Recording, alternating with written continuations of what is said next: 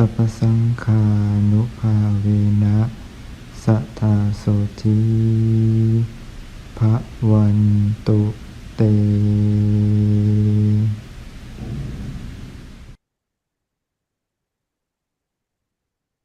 สวัสดีค่ะ Greeting to all Venerable monks and hello to DOU students from around the world and welcome to DOU online course, the chanting translation from Pali to English.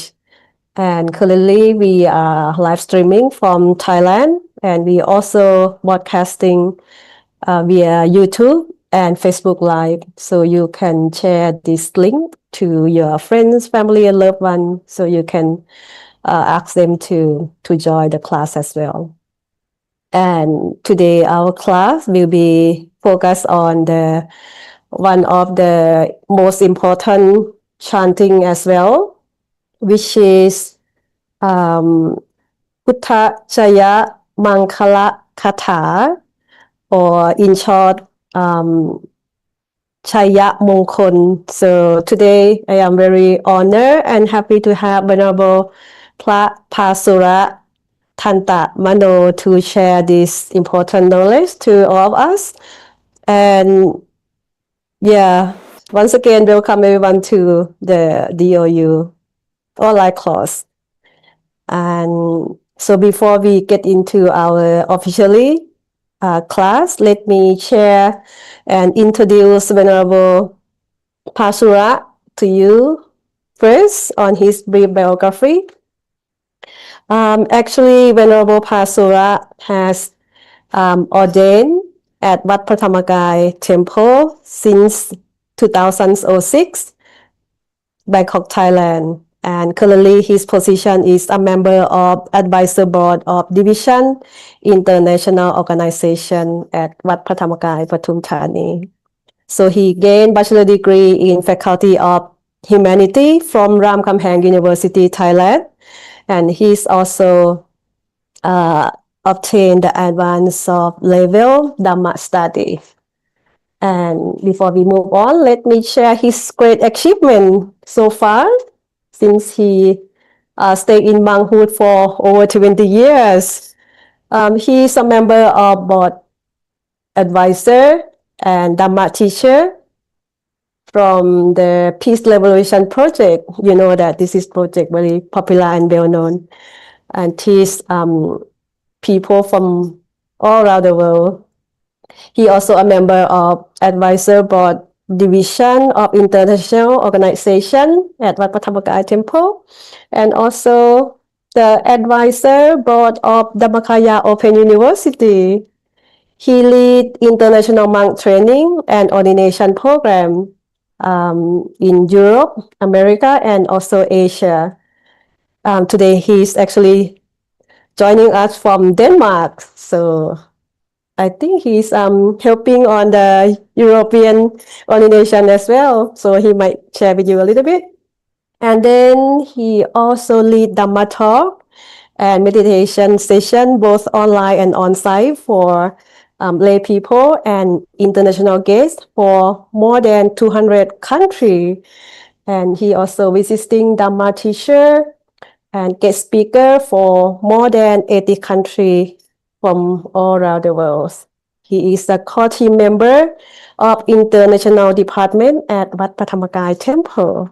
Just a remarkable achievement that he has gained so far, and with his passion and mission to share inner peace and also Dhamma wisdom from the Asian culture to every people from around the world. That's why he here with all of us today. So I believe everyone are ready, right? So before we start, let me invite everyone pay respect to Venerable Pasura by bowing 3 times together. First bow, second bow, and third bow. May I please invite Venerable Pasura to begin the session by leading us paying homage to the Triple Gem. Thank you. So let's Let's pay respect to the Triple Gem all together. Arahang Samma Sambuddho Bhagava Buddhang Bhagavantang Abhivademi Sawakato Bhagavata Dhammo Dhammang Namasami Supatipanno Bhagavato Sawaka Sangho Sanghang Namami Antamayang Buddhasa Bhagavato Bhupapaka Namakarang Garumaseya Namo Tassa Bhagavato Arahato Samma Sambuddhassa Namo Tassa Bhagavato Arahato Samma Sambuddhassa Namo Tassa Bhagavato Arahato Samma Sambuddhassa. All right. Good evening for the local time in Asia. So welcome to the ZOU online sessions of the learning of the chanting. So for today we're going to have the Buddhajayamangalagatha. This is actually in the same series as the other types of paritta, with one major significance, which is for many others of the sutras in the paritta chanting, it usually was given by the Buddha or something the Buddha even handing out himself. For example, like Ratana Sutra is the one that Buddha gave in order to chase away all the demons that occupy the city. So a number of them could be the vow from Angulimala Thera, which is one of the enlightened monks at the time. But the significance of the Buddhajayamangalagatha is that it was written after the Buddha was passing by teachers back in the old days. The origin of the Katha is unknown, so there are even records from the Thailand side that was written in Thailand, but there's also many records saying that it's actually from Sri Lanka, which is most likely to be from Sri Lanka. So it's actually the stories about the 8 victories of the Buddha from different 8 occasions that the Buddha were facing different challenges and obstacles, and the Buddha would use or employ many methods or means in order to overcome those challenges that he had encountered.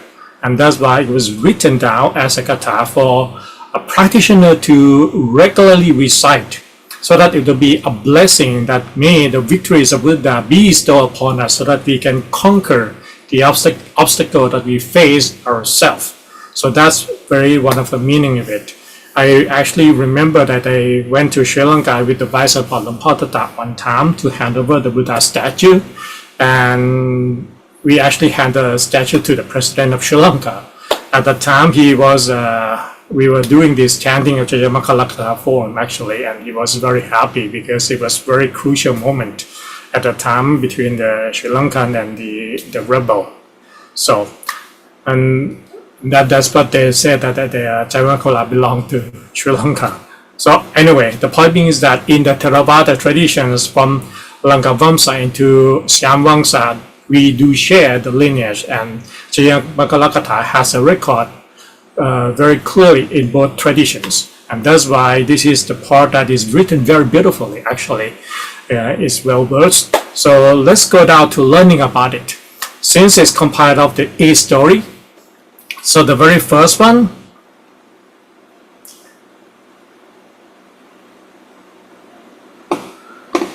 alrighty. So.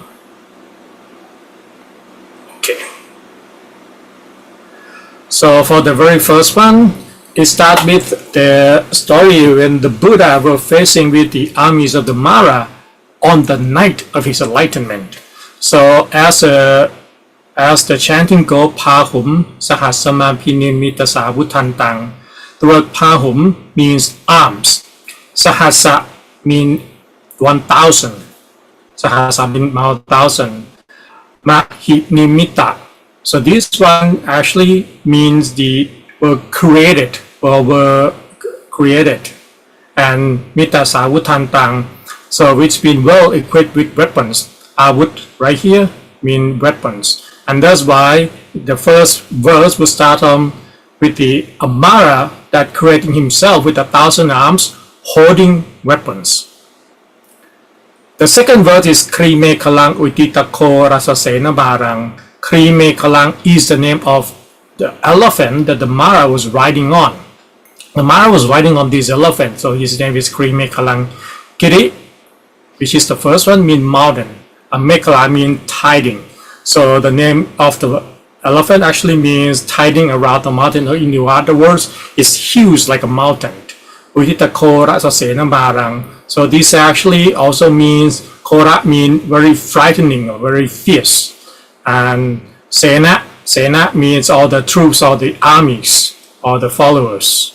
Marang means the Mara, the obstacle. So that the second verse also means that upon the riding on the elephant Kri Me Kala, the roaring of the troops of the Maras were uttering very loudly.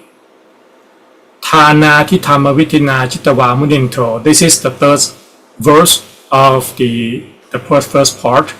Dana. So as you know, the word dana means giving or generosity. Titama, Sada Titama. So this is the method, the method of the dana. Viti means. The Buddha, Muninto means the Buddha. And Chitawa meaning conquer. So by means of recalling the generosity, the Buddha could conquer the Mara. And the last part, and this actually, the last verse is actually repeated in all of the 8 parts of the katha as well. Tante chasa pavatu te chayamankalani. Tante chasa, this actually means that with the power of that Buddha victory, pavatu te, may it happen, chayamankalani, with the blessing of the victory upon you. Jaya means victory, Mangala means auspicious. So this part, all of it means that with the power of that Buddha victory, may this victory be upon you. So let's go down to the story bit, because the significance of this Vajrayamangalagatha is not just the chanting itself, but actually to learn how the Buddha would use different things in order to overcome his obstacle in those days. So for the first part is when the Buddha, after he practiced self-mortifications for 6 years, and when he decided to consume food because that was not the way to attain enlightenment. So if he finally started consume food and sat down, he made a vow that unless I attain the absolute truth, I will not leave this seat, even my bone, blood, flesh run dry. That's what his vow. So he really was willing to die actually to sit on that throne. And upon knowing that, the Tevaputra, which is the Mara that is occupied the king of 6th level heaven. So basically the Mara, the real Mara, occupied the mind of the 6th ruler of the 6th level heaven. So he called the celestial being Mara actually. So he came with all of his troops riding on this elephant, which is 150 yoshana. One yoshana is 16 kilometers. Imagine 150 times 16, that is the size of the elephant. With the arms that holding weapons, 1,000 arms. So all the sound uttering was rolling from everywhere. During that time, all the celestial beings were waiting around the Buddha, or at the time Siddhartha, to enlighten. He was not enlightened yet. He was just sitting there under the tree. So during the time when the celestial being heard the sound of the Mara army, they fled. They ran away. Until what left was just the Buddha all by himself, just like in the image, right under the Bodhi tree, in the middle of nothing except the surrounding of the Mara troops. That's what's happening. So when the Buddha realized that he is left here all alone, nobody is around him, so he recalled all his 10 perfections that he has been accumulating, especially the last 10 perfections, as we also know about this 10 perfection in many lifetimes, from Puritatta to Vesandara to the Chanaka. So those are in the next episode of this. But these perfections that he recalled upon become a protection. So even during the time when the Mara leader using his power to cast different things, the rain of meteors, the rain of fires, many things, the storm from different directions, but nothing could hurt the Buddha at all. It turned into flower, it turned into something that showing respect to the Buddha or Siddhartha at that time instead. So the Mara was very furious. So he said, Siddhartha, you gotta have to leave. This seed doesn't belong to you. You don't know my power. And that's actually when the Siddhartha at that time also said, you also do not know my power. Even I was alone, I deserve this seed. So he recalling that in the last lifetime when he accumulated the 10 perfections, the Vesantara, he performed 7 good deeds of offerings. So with that power of generosity he accumulating, the ground was shaking, and there was a big flood started to sweep all of the Mara army away. You may have seen some photo like this, some image like this that depicts as a goddess of the earth squeezing the water, but it is in fact the Buddha perfection, accumulated perfections that create this water that flooded. Is because in the old traditions, in order to signify the act of giving, the person would pour the water into someone's hand to show that now it is actually being given to you. So with that, everything was washed away until nothing is left. All the Mara troop were washed away until the Buddha was all alone by himself. Finally, he reached that final state of enlightenment. So that's actually the first story when the Buddha, when there is nothing to call upon, where is no one come to rescue. What he did, what he is recalling his own good deeds.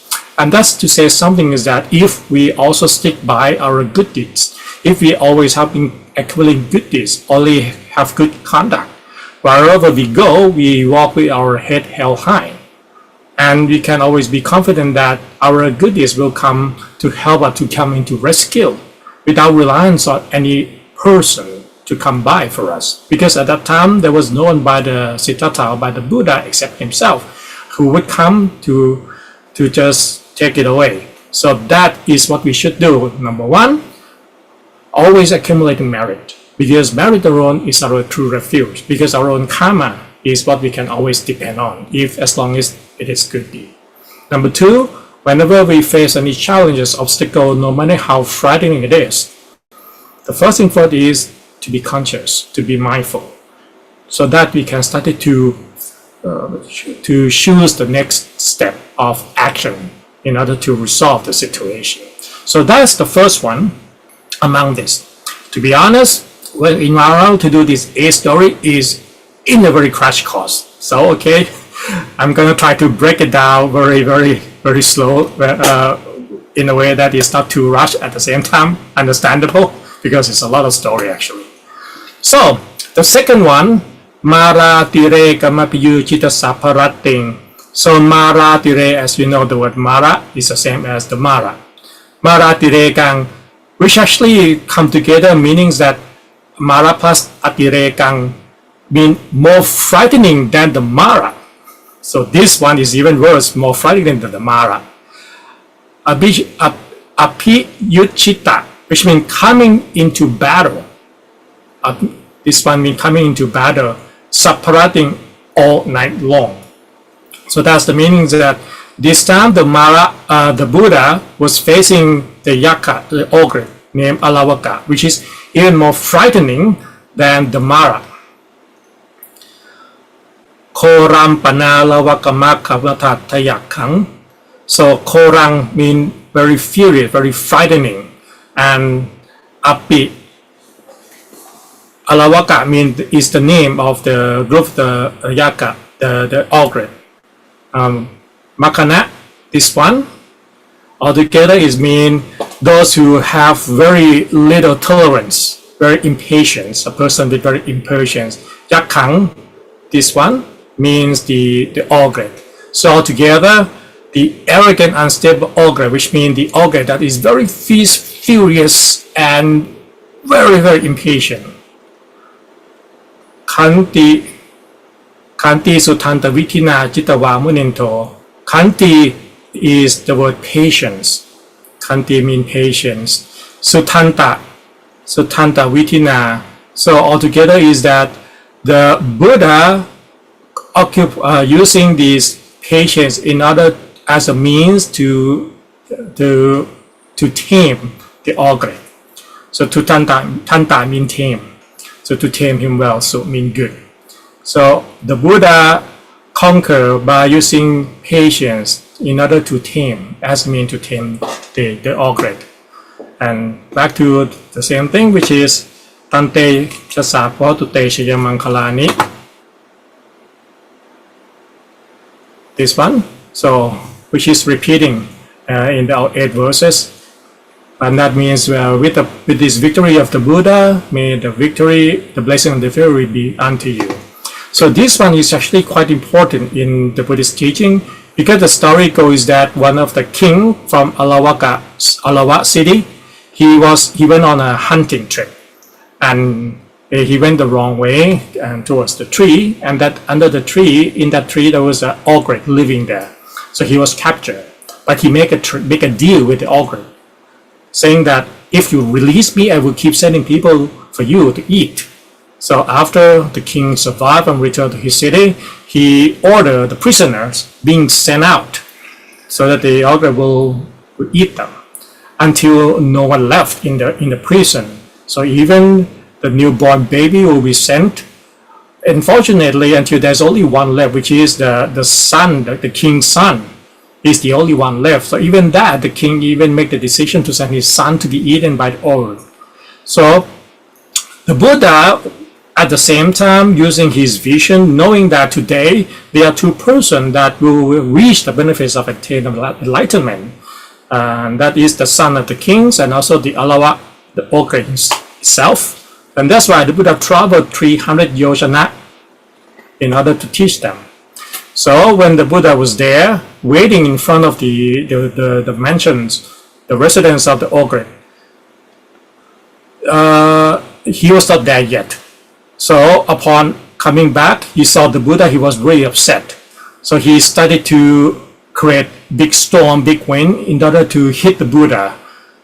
But regardless of what's going on, nothing can harm the Buddha at all. It turned into flowers. Nothing can even move his robe. So regardless how strong, the Buddha cannot be harmed at all until the Alavaka Yaka knew that Buddha was full of compassionate, so he couldn't be hurt. So that's why he was so upset that he said, "You have to get out," using the method of chasing him away.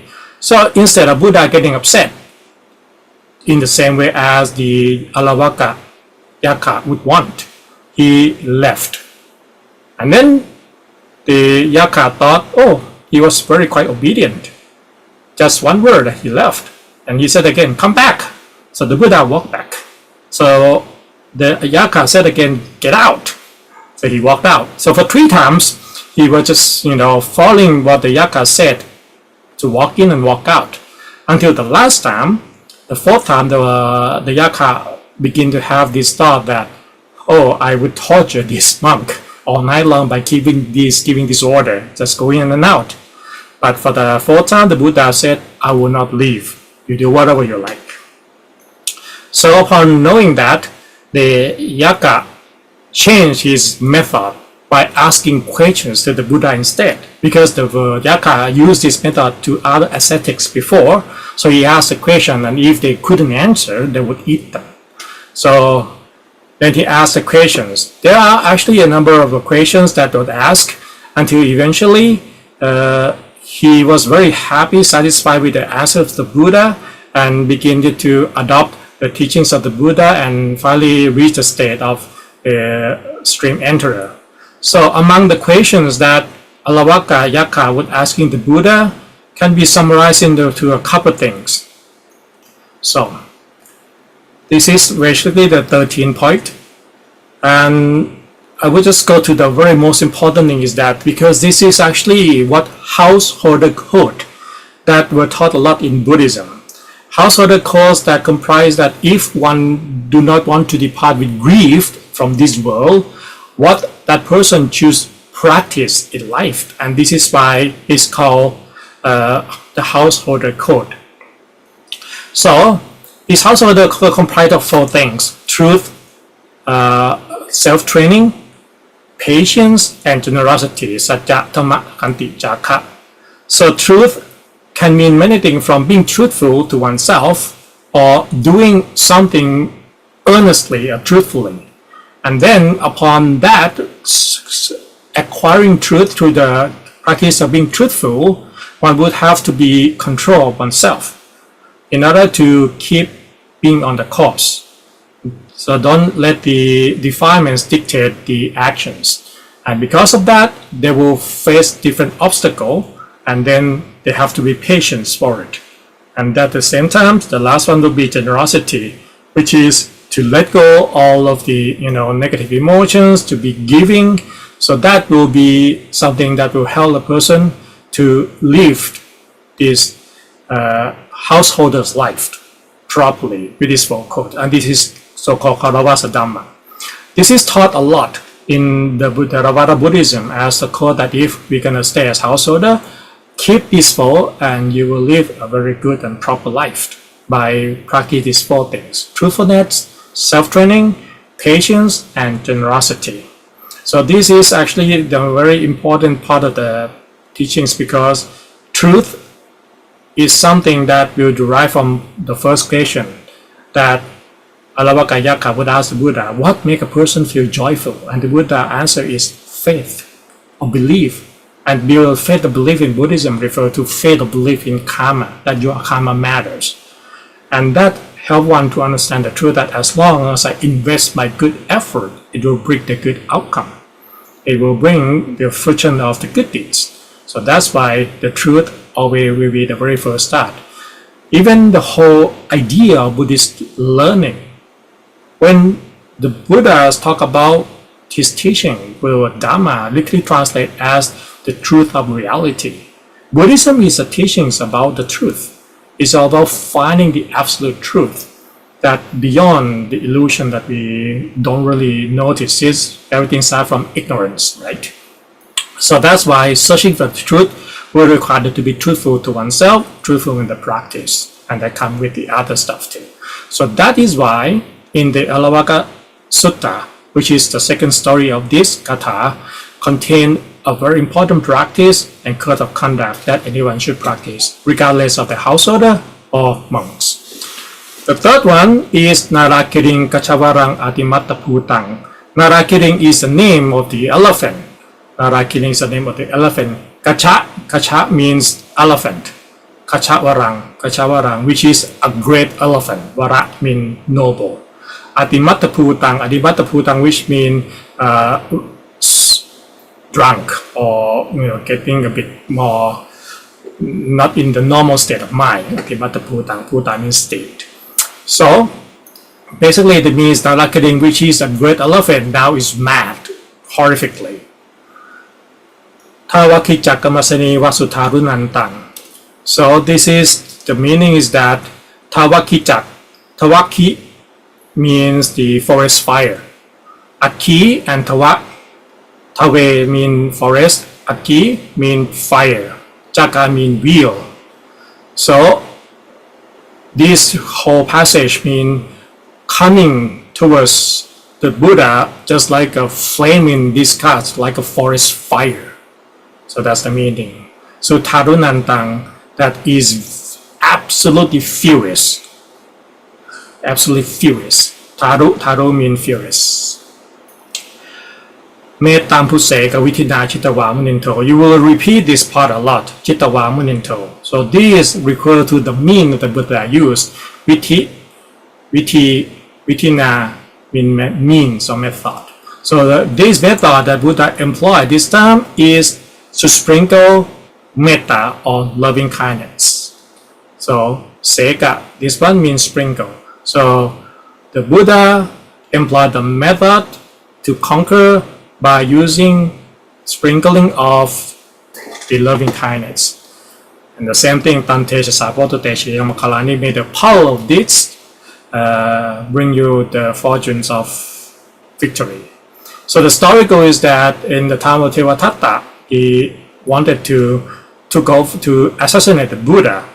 So he went into where they keep the elephant and had the like a living elephant drank 16 pot of liquor. So the huge elephant now got absolutely drunk, and upon being so intoxicated, he released that elephant into the city on the street. The same day, the Buddha went into Rajkot city along with his 500 monks. So upon walking towards the street, he saw, and the rest of the monks saw, the elephant lifting his trunk and just charging forward the Buddha. So all of the monks and followings told the Buddha to move away because that is very, frightening situation and he could have killed the Buddha. The Buddha said, don't worry. This is not the time for me to be killed. I can't be killed in this lifetime this way. So even though the monks believed the Buddha, but couldn't withstand and told the Buddha again and again for 3 times because they worry about the Buddha, people just left, people just left. So the Buddha, said, don't worry, I will use my power to tame this elephant. So many other of the monks at the time also volunteer to do the deed. But the Buddha did not give this task to anyone else. He said, this is my task. Even Ananda refused to move, blocked the Buddha. So Ananda even said that, may the elephant kill me, I will rather sacrifice my life for the Buddha. But the Buddha even had to stop him 3 times. He's still standing there, didn't move at all. So when the elephant came very close to the Buddha, the elephant could be touched by the aura of the Buddha's loving kindness. So suddenly, from being feeling intoxicated, it got sober and just slowly coming close to the Buddha, even bending the knees. So Buddha just lift his hand and touching the head of the elephant and told the elephant that you do not charge the Buddha with intent to kill, because that would be a very bad deed that cause you to be born in the unwholesome realms or unfortunate realm. So now it is your chance to meet me. It will be a good chance. Even though this lifetime you are an animal, you cannot attain enlightenment, but this already been a good deed. So don't charge any human again. And then even teach the elephant to constantly practicing loving kindness, and they'll be born into a better state. And then afterward, the elephant just pay respect to the Buddha. So this is another thing that the Buddha, using, he's very calm and very compassionate, that even the drunk animal, fierce animal, could feel it, could be touched, and ultimately be tamed. So that is the 3rd story. The 4th story is Okitaka Madihata Sutarunantang. Okita means raising. And Ukitakata Atihata means the bloody hand. Sutaro, which means very frightening. Taru, very frightening. So altogether it means that it is a story of Angulimala. So basically it said that the Angulimala there is not mentioned the name yet here. It will be the next verse. So very horrifically wielding your sword with the bloody hand. Tawantiyo Shanapatang Kulimala Wantang. Tawantiyo Kulimala Wantang. So chasing, the word chasing, Tawantiyo. Tawa means running. So it means chasing.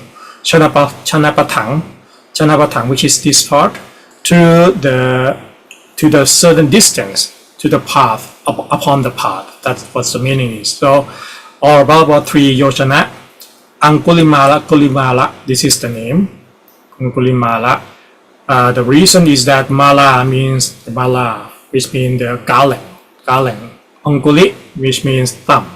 So that is the name of him, Angulimala, the one with the mala of thumbs. So the story means that a person with garland of fingers chasing 3 leagues along the path. Itti visankatamano chitawa muninto. So the Buddha employed the method using the miraculous power. Sankhata means mental creation. So these powers was created by the will of the Buddha. You may probably read something called Sankhata Dhamma, which is the same word in different contexts. So Sankhata means it can be created by the mind. So Itthhipisang, which means the miraculous power. So this miraculous power is willed by the mind of the Buddha. And this is the method to conquer Angulimala. So the story of Angulimala is very well known because he was a son of the Brahmin family, and upon his birth, all the weapons in the city were just shining up, just making noises like, oh, this one's gonna be born and gonna have a lot of killing. So that's why they were even first, the father was intended to even kill his son in order to prevent the future happening. But the king refused that. He was very, very kind, and he even had a boy named Ahingsaka, which means non-violence. So the boy grew up very well. He's very smart, very intelligent, and they sent him to be studied with the teachers in Takshila. So when he was there, he was very beloved by the teachers. He was very smart until other students begin to get very envy. So the other student talked to the teachers that, one day he will take over you, he will be bad, So the teacher started to think that maybe I shouldn't let this boy grow up to be a very good person. So he created a scheme by telling Ahingsaka that if I have the one last lesson, which is going to make you great, but in order to learn that, you have to kill 1,000 people. So, and bring me 1,000 thumbs, and I will teach you that, and you will be able to conquer the world. So upon hearing that, Ahingsaka started to went on his rampage, being killed. Even though he was very smart, he didn't realize that he was tricked. So he went into the forest, killing many people, and then cut the thumb and make a mala around his neck, and his reputation became known until a lot of people filed the accused complaint against the king Pasenti Kosala. So that why the king has to move and had to act. At the same time, his mother heard about the story that his son was about to be raped by the king Pasenti Kosala. So the mother went out, tried to find his son in order to tell the news so that he could run away. At the same time, the Buddha used his vision and knew that today is the day that Angulimala will be his, completion, to have a chance to enlightenment. At the same time, Angulimala already had 999 thumbs, so just last one. So the Buddha knew that if the Angulimala met his mother, he would kill his mother, and that would be a grave bad deeds. So that's why the Buddha went there instead of his mom. So Angulimala saw his mother and saw the Buddha and said, "Wow, this is my 1,000. You should make a little, my final mark extraordinary." So Buddha has, aura. So Angulimala thought to himself that would be my final mark, a great one. So he kept chasing, running after the Buddha. But the Buddha just created everything to be big and just sat there, just stand there. But Angulimala on the other side tried to chase the Buddha, for a long time. But regardless of where he went, it just turned into river, turned into a lot of obstacles, and he was exhausted. And regardless of how fast he tried to run, he couldn't chase after the Buddha. So he ended up with full exhaustion. He screamed at the Buddha, says, "Stop, monks, stop!" And that's the Buddha turned to him and said, "I have stopped, but you have not." Then Angulimala thought that normally all these monks never tell lies. But this monk, obviously he was walking away from me, but he said he stopped. So he yelled back, said, "No, you are stopping. How come you tell me you have stopped?" So the Buddha answered him again that I have been stopping in taking lives or abusing any lives. And that's why I have stopped. but you have not. Upon hearing that, because Angulimala actually has some good deeds left in him, so he started to understand and started to, listen to the Buddha and realize what is wrongdoing, and then decided and then asked Buddha for his ordination. So the Buddha gave him ordination and took him back to the Savatthi city. So at that time, the king Pasenti Kosala wanted to, he had to went out and capture Angulimala in the forest. But before going, he made a trip to see the Buddha first in order to ask, because he was afraid of Angulimala as well. So the king asked the Buddha, I'm about to go and capture Angulimala. So what's going to be happening? So the Buddha said, oh, you don't have to, because you see Angulimala is right there, sitting among the monks, already shaving his head and, covered with saffron robes. Oh, King Pasenti was very happy because now he didn't have to risk his life fighting with the Angulimala. So he said, oh, now from now on, I will just, support Angulimala. So the story is actually interesting because the story of the people that he had killed is a very good story about how the retaliation in the cycle of rebirth is really about. In one of the lifetime, Angulimala was born as a big turtle swimming in the water, and there were 1,000 people on the ship and the shipwreck. So the turtle was killed, by having everybody on his back, 1,000 people, and help them to reach the shore in order to save these people. Upon arrival, these people got very hungry. So they decided to kill the turtle and eat the turtle. So 999 people eat the turtle except one.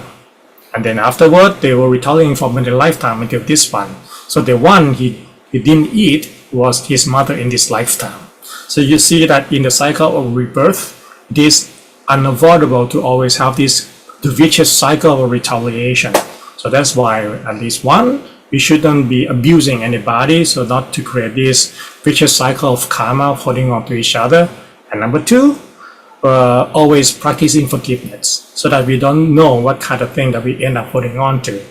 The previous story is when I told you about the Nalakading elephant that was released by Tevatatta. Tevatatta was a monk, of course, but not only he was a monk, he was a brother-in-law and a cousin of the Buddha. So imagine to be born in such a fortunate state, to have an opportunity, but at the end he would, die terribly and not even having a chance to attain enlightenment. Even he was so close, being relative to the Buddha is already a very great opportunity, but he didn't have a chance to use that well. So that's why forgiveness is actually one thing that we can keep practicing so that we don't hold on to it and be able to be free from this vicious cycle of retaliation. The next one, Kattawana Kattamutarang Iva Kapiniya. Kattawana means already made, having made. Kattang, this one means wood. Uttarang means belly. Uttarang. Iva, as if, mean as if. Kapiniya, the last part means pregnant. So that's why the whole thing means making the wood belly that appear to be pregnant. Jinjaya tutta vajanang chanakaya mache. Jinjaya is the name.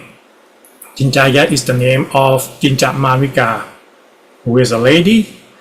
Tutta vajanang, tutta means unwholesome, means bad, means aiming to hurt. Vajanang means words. Vajanang means words. So which is mean using the words of accusation. Chanakayamache. Chanakayamache altogether among the public, among the people, among the crowd, amidst the crowd. That's actually the meaning. Chana means people. Kaya means groups. Machaya means in the middle. So that's why altogether means in the middle of the crowd. Santena soma vitina. We already remember this part. Vitina chitava buninto. Santena means being still. Santena means being peace. Santena. So the Buddha employed the means of being calm and being peace, being modest, in order to being calm, in order to conquer this situation. And then the same word, Tante Buddhajayamangalagatha. So may the blessing of victory be upon you. So the story goes into the Buddha after sometimes that people started to have more faith in the teaching of the Buddha. So the ascetic from outer faith started to lose followers. So they consult with each other, what should they do in order to bring that fortune back to them, bring the followers back to them.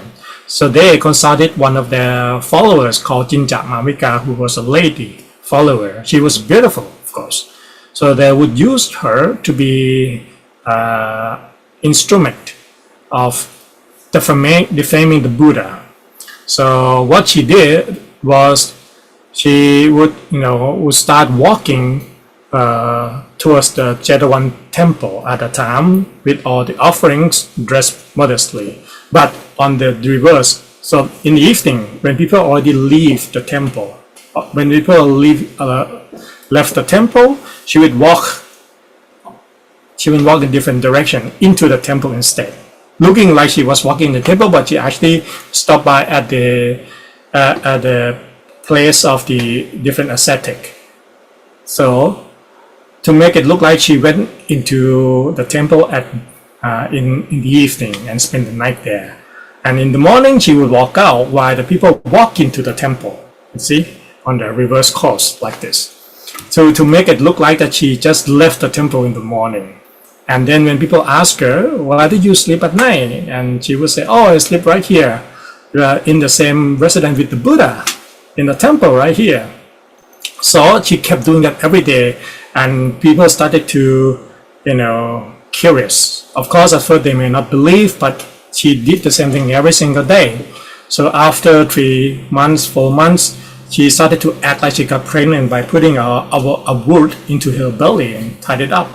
So, and then she looked like she got pregnant as, getting bigger and bigger until 9 months. She pretended to be, very, very pregnant in the last month. And one day when the Buddha was teaching, she went into the public and she started making accusation that, oh, how come you are still teaching right here among with the people? You see, you make me pregnant up until 9 months, almost deliver, and you still haven't prepared anything. What's going on? So Buddha throughout the time was so calm and still, and only said that, only that verse you said, there's only me and you know what is the truth.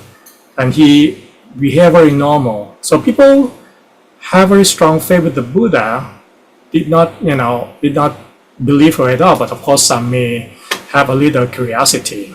So while the Buddhajayamangalagatha was talking about it, the King Sakka of the second lord of heaven realized the situation, so he came with a few more of the celestial being, transformed into a small mouse, and biting off the rope that holding it. So while she didn't really, prepare for anything, it was dropped, and it crushed the toes of the Buddhajayamangalagatha, and she was very hurt. So when people in the temple saw what's going on, they chased her away. So by the time she left the temple, she was sucked into the earth and straight down to, of course, unfortunate realm. Even though the story seems that the Buddha didn't do very much, but imagine these things. For the whole 9 months, Buddhajayamangalagatha behaving such that, making like she was walking to the temple in the evening, walking in the morning, and slowly having belly grow bigger and bigger. So imagine, of course, there are people who don't believe her at all, but there must be some who started to having a little suspicious of what's going on, right? So must be a lot of rumors at the time, and actually there was happening. It was a lot of rumors about what's going on with the Buddha. So instead of he was trying to explain what's going on, he didn't. He behaved exactly the same thing. He didn't try to clear up some misunderstanding because it's useless. Nobody can prove it at the time, right? So he didn't run away from it. He just practicing the same thing he was until finally the truth revealed itself.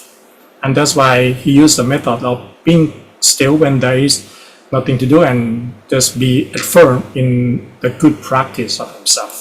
And that's actually one thing that we can learn, that if sometimes we are facing with this kind of deformations or challenges, that no matter how much we explain and people wouldn't understand, the best way is just like the very first one, stick to our good deeds. If I have not committed anything wrong, I can always walk with my head held high. And that's the point. The next one is Satjang Vihaya Madhisajjatavata Ketung. Satjang Satja mean truth. Vihaya mean abandoned. Vihaya mean abandoned. Madhisajjatavata Ketung. So this one actually talk about Sajjaka, which is one of the ascetic at that time, who have a very talented in making debate. So he would remember that his words is always the truth, but he has the very wrong view. Vata piro pitamanang atimataputang. Vata piro taminataputang, which means always he's arrogant and always speak highly of himself in any argument. Ati antaputang, which means a person who is extremely blind. This is the meaning. Ati means great, anta means darkness. So that's why puta means state. So that's referred to a person who is extremely blind. So he delights in argument even though he is totally being blind from the truth. Panya pati pachalito chitawa muninto. So Buddha would employ the method of using his wisdom. Pati, panya means wisdom. Patipa means lanterns or light. So by lighting up the light of wisdom in order to conquer this Sajjaka, ascetic. Which is the repeating part. So this is another very important part because it has a lot of explanation. It actually came into 2 sutras in Buddhism, refer to this incident. And in the sutra, it talks about the Buddha using different explanations to Sajjaka, especially the notion of what it means to have self and not self. So the Sajjaka was very talented in making argument, and he believed he has so much knowledge that you see his belly with this black thing is actually a piece of metal wrapped around his belly, because he believed that the knowledge is here in his belly. So in order to wrap it, it won't be exposed, so it can contain the knowledge. And he always said that regardless of who it was, he can always make better argument than them. So one day he met Asachi. Asachi was among the first disciple of the Buddha, the first 5 disciples. So he asked, what did the Buddha teach to you? So Asachi talks about that, how forms, how feelings, memories, cognitions, understandings are not self, or not permanent. So he tried to make argument, and he finally said, I will ask the Buddha himself. And upon going there, he started to ask the Buddha, and the Buddha asking himself back. The conversation is all about the meaning of the 5 aggregates, which is forms, feelings, sensations, cognitions, understanding. And Sajjaka always make this argument that all of this is self, while the Buddha says it's not self. The point being is that finally the Buddha gave argument back until he couldn't have any answer. So at the end of the day, he was able to understand what the Buddha was talking was the reality of the truth. So he even asked the Buddha and the monks to receive the offerings of the food. So the story is actually finally he ended up believing the Buddha, but because he has so much wrong view, he couldn't even attain an enlightenment in this lifetime. After even having the very deep conversation with the Buddha, the Buddha could only plant the seed of knowledge in him. So the story goes actually that in the next lifetime, after being born as Sajjaka, he was born as a monk in Sri Lanka called Puttarakita. And he was very, very smart, and in that lifetime, he actually attained enlightenment because of the seed that the Buddha has planted. In the lifetime, he had this argument with the Buddha. So simply, the story go with this one, between the parallel two things. So he was trying to explain about what is called self and not self, by telling that, like a tree must have the root. So the Buddha was simply use analogy that, if somebody commit a crime, can a king exile him, execute him, banish him? Said, of course, the answer is yes. So that's, the Buddha conclude that if the self belongs to you, then no king could banish you, could execute you, right? And Sajjaka couldn't answer that. So finally, he had to let go of this point, and finally end up, started to believe the Buddha. And then he made another accusation that the monks are weak because they only, following the Buddha's teaching, and they don't practice self-mortification, because these ascetic, they were naked, they were practicing self-mortification. So the Buddha also made an analogy that he explained that he himself has practiced self-mortification for 6 years, and he even practiced with two of the Tavasa or the hermits to reach already Arupa jhana. So and he explained the condition of enlightenment, comparing the wood. If the wood is wet and still soaked in the water, it wouldn't make fire. Even the wet wood, but it's already on land, it wouldn't make fire either. Only the wood must be dry on the land that you can make fire. So he referring is that the wood in the water is just like human, as a person still indulging in sensual pleasure, it can make fire. So for the wet wood on land, which means even though a person already out of the water, but the mind is still soaked in sensual pleasure, the one cannot reach enlightenment either. Only when the body and mind are away from sensual desire, that is ready to get enlightenment. So that's what the Buddha referring to, that even you practice self-mortification, but your mind is not practiced, you cannot even reach the state of enlightenment by just using this simple analogy of wood in the water. So, and that is when the Buddha finally end up making this argument, and the Sajjaka finally believed in him. So the next story goes with the Nantopananta Puchakang Vipunang Mahitting. Nantopananta is the name of the Naga. This is the name of the Nantopananta. Puchakang mean Puchakang means snake, big snake. Viputang mean very wise, very wise. Mahitting mean great power.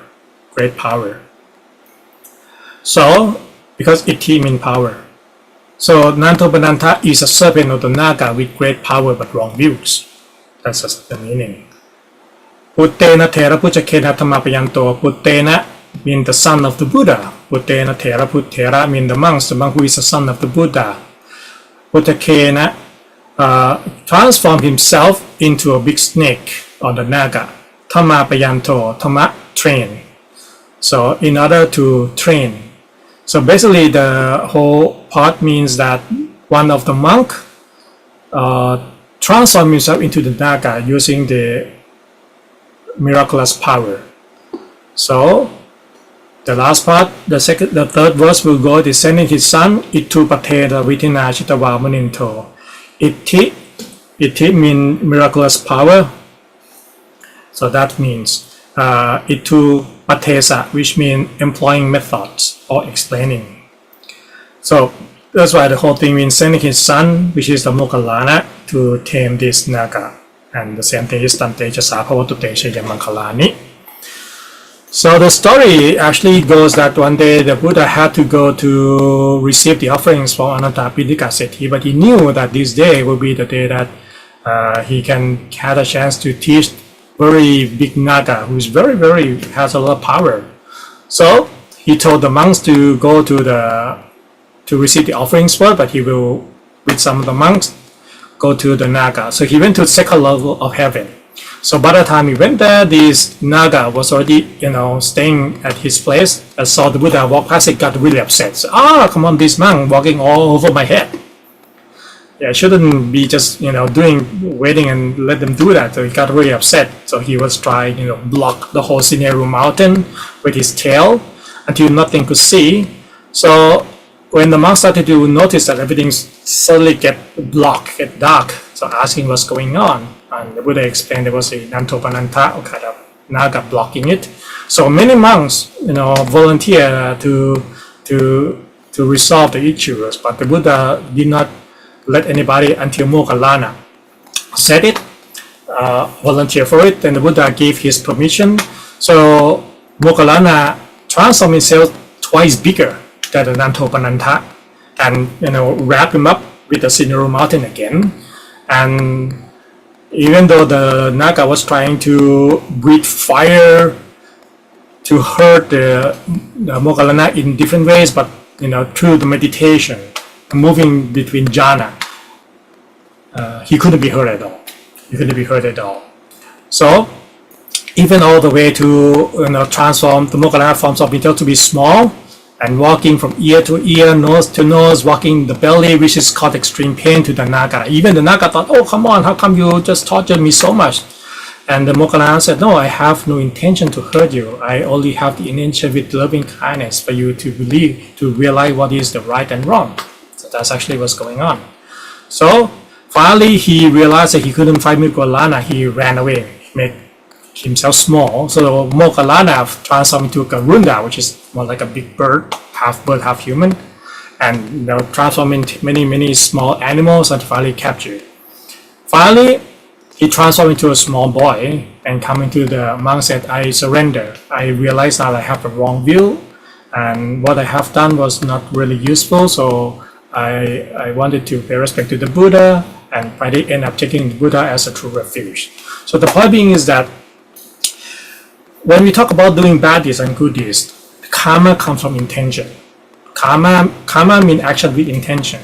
So the Moggallana didn't have the intention to hurt it, but more like to teach by using his power. So when this Naga was doing all this miraculous power to hurt the Moggallana, it came right back at him. So finally he ended up learning and understanding that through even this is only just a disciple of the Buddha. He already this much powerful. Imagine what the Buddha would be.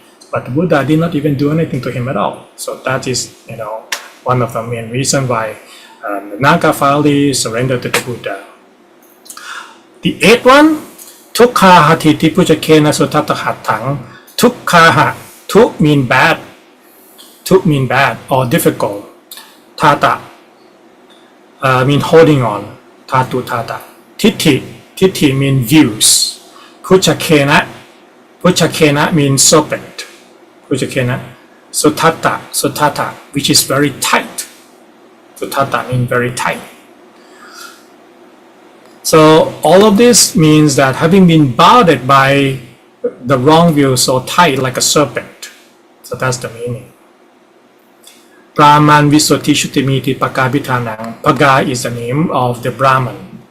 Visuddhi, believe that he is pure. Visuddhi means pure and radiance. Chutti means radiance. Miti, it is actually mean very powerful. So Paga means name. So it means the Paga, Brahman, thinking himself is pure, radiant and full of power. Yanagathena vitina chitava muninto. So the Buddha employed the method of using enlightened knowledge. Jnana means enlightened knowledge or enlightened knowledge. Kathena, this means cure or medicine. Kathena. So Jnana Kathena Kathena vitina chitava muninto. So Buddha employed the method of using his enlightened knowledge as a way to kill it. So Tanteja Sapo to Buddhajayamangalagatha, the same thing, the last one. So the story goes that one day the Buddha realized that the Brahman, which is higher than the celestial realm, is already up there and had wrong view, but had a chance to attain enlightenment. So he went up to the Brahman realm. So, but the Mara, which is the same one from the first story, who was trying to stop Buddha from attaining enlightenment, already described himself among the Brahman and tried to taught the Buddha all of it. But the Buddha kept explaining and asking the Brahman who believed they were great. So, the Brahman realm is a very long period of time when one lived there. It's longer than Kappa or Eon, which is the beginning and the end of the earth. So Brahman actually been reborn in different stages of Brahman. Until now, he's already in the last stage. So some state, they can even be out there for 84,000 eons. Imagine the beginning of the end of one world. So they are up there so long that they don't see the beginning and the end of the earth, until they believe they are the creator of the earth. They forget already how they came to be there. It was so long time. So, and that's when the Buddha was explaining about even the afterlife before these Brahman to be born in the Brahman realm, and moving down from different Brahman realm until this time. So, the Brahman didn't believe the Buddha, of course. He believed that he was the one who created the heaven and the earth and everything. So he challenged the Buddha, said, "Look, let's give it this way. I have the indefinite vision. I can see everywhere and go everywhere. So I will just, let's see if I go somewhere and see if you can find me. If you can't, I win. If you can, I lose." So wherever the Brahman went, the Buddha could find him. And then the Buddha said, "Now it's my turn. Let's see if you can find me." And regardless of how Brahmans tried to look everywhere, if the earth, celestial realms, and everywhere, he couldn't find the Buddha. And Buddha, even walking on the top of the head of the Brahman himself, he didn't even see it. And then he started to believe. So the back to story goes is that one of the lifetime, the Brahman was born as an ascetic, as a hermit. And the Buddha at that lifetime was born as a student of that hermit. So this is actually more like how the Buddha went up to pay gratitude towards his old teacher in the other lifetime. And that's, when the Brahman started to understand now that, the Buddha really realized the truth and they are not realizing the truth. So when he gave up his wrong view and started to open up the mind, and he's ready to reach enlightenment. And then that's why he reached the stream enterer, or first state of enlightenment, which is to free him from being bounded by the Mara. So, and the last part of this, Etapi Buddhajayamangalagatha Kathayo. Atta means 8, Katha means this chanting. So Etapi means all these, Buddha, the Buddha, Jayamangala, Jaya means victory, Mangala means auspicious. So these 8 verses of Buddha, victory is a blessing. Yo vajano tina tine sarate matanti. So when vajano means words or recitations. Tina tine means in every day, in every sarate matanti. Sarate means recalling. Tanti means not lazy. So this means anyone who is not lazy in constantly reciting these verses. Hitawana neka vivithani chupatawani. Hitawana, abandon. Aneka, come together. Aneka mean not one. Vivithani mean many types. Chupatawani mean obstacles, dangers that coming closer, which mean related to the previous one, that anyone who constantly reciting these words will be without obstacles, types of obstacle. Mokhang sukhang atikamayo na rosa akitamaya na rosa panyo. Mokhang means liberations. So mokhang, the same word. Sukha, happiness. Atikamaya mean truly attain. Naro sapanyo. Naro sapanyo means Spanyo Panya mean the person who is wise, the wise person. Naro mean a person, so mean a wise person. So altogether, we finally attain liberations and happiness. So this is the 8 verses roughly, because I cannot go down to explain everything of the teaching, since just the Satchika part alone, it can be even 1 hour on its own. So I try to wrap up, and in order to just at least touch upon this point. And as you see that everything that the Buddha passed through is something that can be reminded that what we should do in our own practice in life. Very first thing, that whenever we face any obstacle, just like the Buddha, he will start by being conscious of what's going on, and then applying the right method for it.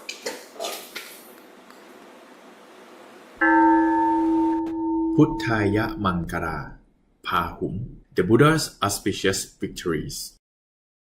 Ahum sahas samapinim mitasavutantam krime karang utitako rasase namarang thanadithamma vidina chitawa muninto tante chasa bhavatu te chayamang.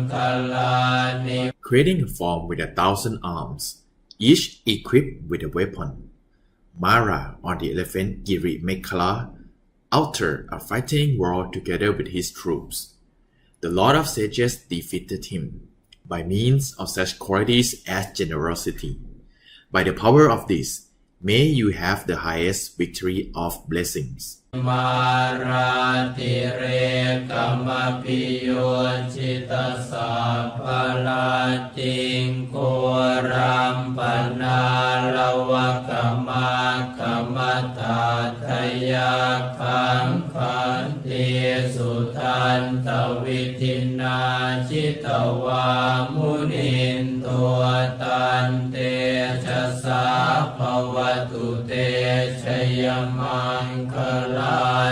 Even more frightful than Mara making war all night was Alawaka, the arrogant, unstable ogre. The Lord of Sages defeated him by means of well-trained endurance.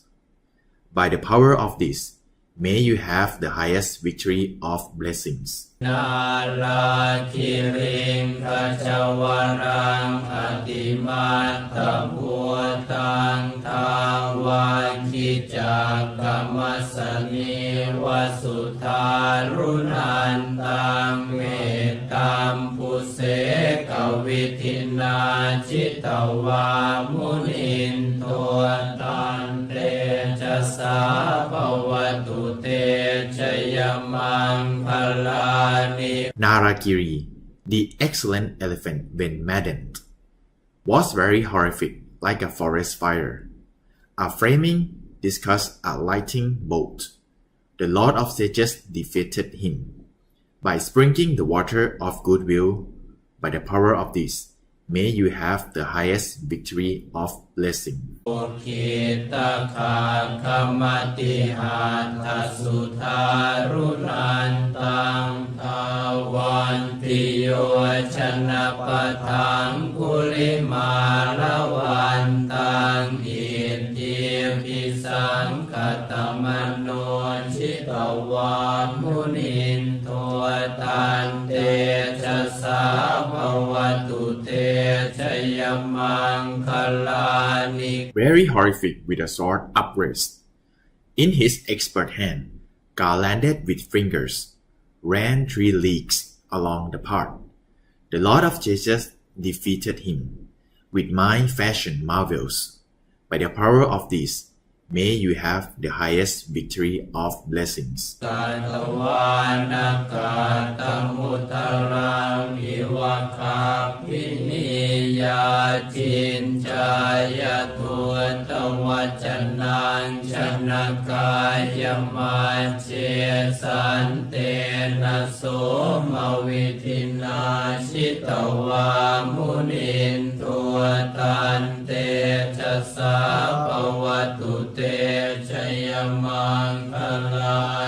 Having made a wooden belly to appear pregnant, Sin Car made a lewd acquisition in the midst of the gathering. The Lord of Sages defeated her with peaceful, gracious means. By the power of this, may you have the highest victory of blessings. สัจจังวิหายมติสัจจกวาทะเกตุงวาทาภิโรปิตมนังอธิอันทปุตังปัญญาปฏิปัจจริโตชิตวามุนินโทตันเตสัสสะภวตุเตชยมังคลานิ Sakkaka, whose provocative views had abandoned the truth, delighting in argument, had become thoroughly blind. The Lord of Sages defeated him with the light of discernment. By the power of this, may you have the highest victory of blessings. นันโทปนันทปุจกังวิพุทธังมหิติมปุตเตนะเถระปุจเกนะธัมมาปยันโตอิตัวปเทสวิธินาชิตวามุนินโทตันเตชะสาภวตุเตชยมังคลานิ Nando Pananda was a serpent with great power but wrong views. The Lord of Sages defeated him by means of a display of marvels, sending his son, Moggallana, the serpent elder, to tame him. By the power of this, may you have the highest victory of blessings.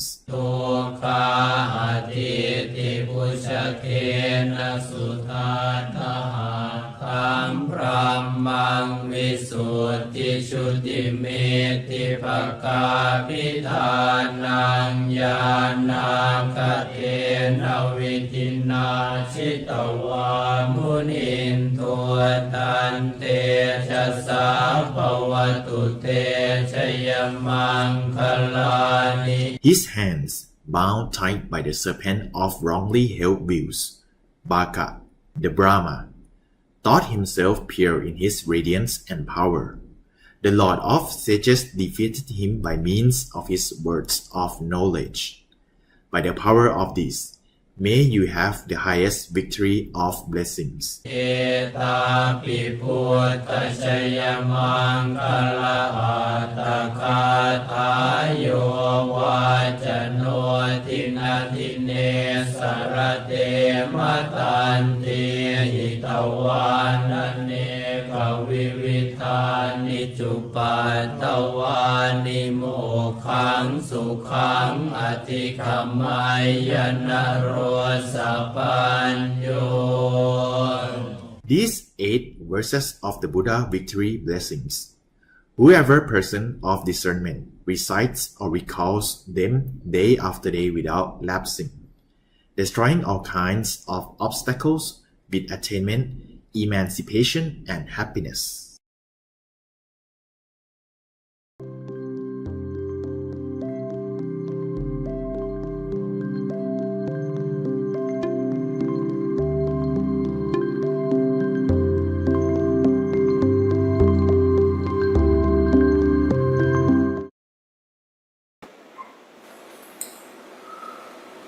So let us close our eyes and keep our minds still.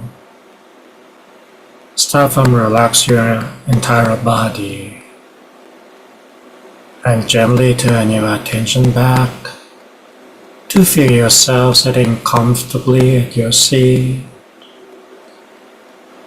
Gently relax from the top of your head all the way to the tips of your toes. Make a feeling as if you are just taking rest after a long day. With your eyes gently closed in a way that there is no tension at the corners of your eyes or the eyeballs. Let's breathe in and out deeply and softly a few times so that you can let your body and mind be more at ease.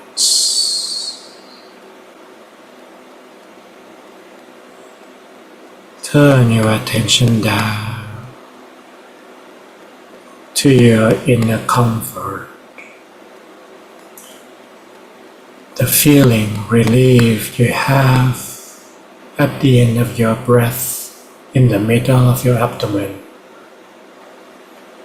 Turn your attention there and place it gently upon your inner comfort.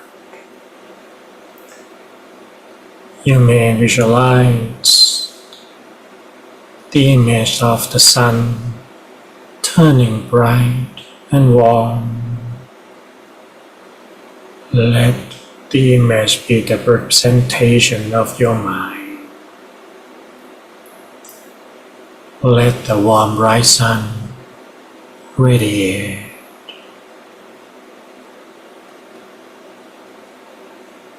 Keep your mind steady, still, with ease. Anytime you realize distractions or thoughts, turn your attention back to your body relaxation gently. Keep coming back to where you are taking rest without the need to push any thoughts away. Our one and only task is to sit back and rest. No need to be anywhere, nor to do anything. You are free to rest your body and mind at this spot, at this seat. The Buddha, greatest victory, start from the night of his enlightenment, when he was able to completely eradicate defilements from his mind. That victory led to the discovery of the truth. The Dharma that he had taught and left us leads to the path of purity and happiness. The way to that victory is simply keep the mind still at the center. The Buddha did not wield any weapon. He only used the stillness of the mind, inner purity. So we are following the footsteps of the Buddha by let the whole body be at ease and place the mind still at the center. Softly, gently, comfortably, listen to the silence of the mind deeply inside.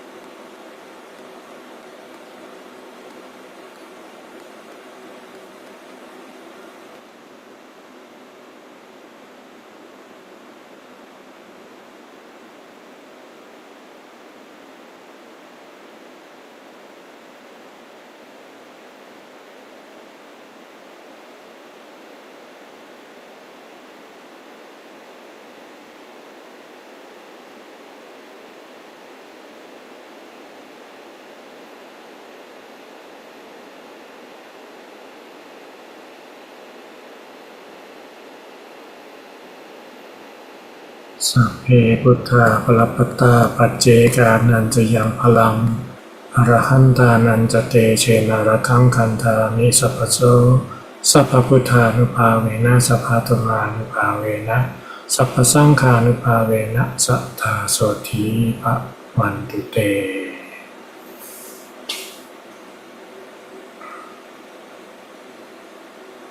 Thank you very much, Venerable Pasura, for such a wonderful session indeed. And thank you for your time spending and sharing your knowledge and also the wisdom of the victory chanting to all of us. So hopefully everyone can chant in everyday life and, able to win in all obstacles we may face. So in order to wrap up the session, may I invite everyone pay respect to Venerable Pasura by bowing 3 times. First bow, second bow, and third bow. So let's pay respect to the triple jump together. Arahang Sama Sambuddho Bhagava Buddhang Bhagavantang Abhivademi Sawakato Bhagavata Dhammo Dhammang Namasami Supatipanno Bhagavato Sāvaka Saṅgho Saṅghang Namami. Thank you so much for your wonderful blessing, and thank you so much, everyone. We're gonna have the session tomorrow as well for another 3 important chanting, and tomorrow gonna be the last session in English version. The chanting will be Pu Hangka Parita Jaya Mangala Katha and Sapphe Mangala Katha. So those 3 will be explained and share the knowledge by Pra Maha Dr. Vuttishai Panya Vuttho. So hopefully everyone can join and looking forward to see you again. So have a great day, great night. Take care. Bye-bye.